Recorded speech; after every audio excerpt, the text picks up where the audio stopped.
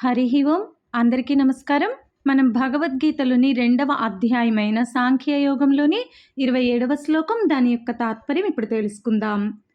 జాతస్య హి ధ్రువో మృత్యుః ధ్రువం జన్మ మృతస్య చ తస్మాదపరిహార్యేర్థే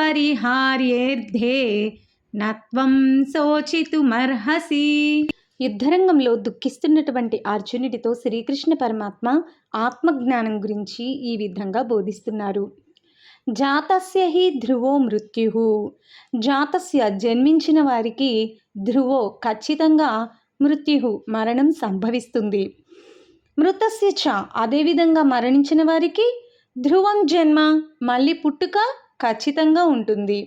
తస్మాద్ అపరిహార్యేతే అందువలన పరిహారం లేనటువంటిది, మార్పు చేయనటువంటి ఇటువంటి విషయం గురించి త్వం నీవు శోకించడానికి నా అర్హసి. అంటే ఈ శ్లోకం ద్వారా పరమాత్మ ఏం చెప్తున్నారు అర్జునుడికి?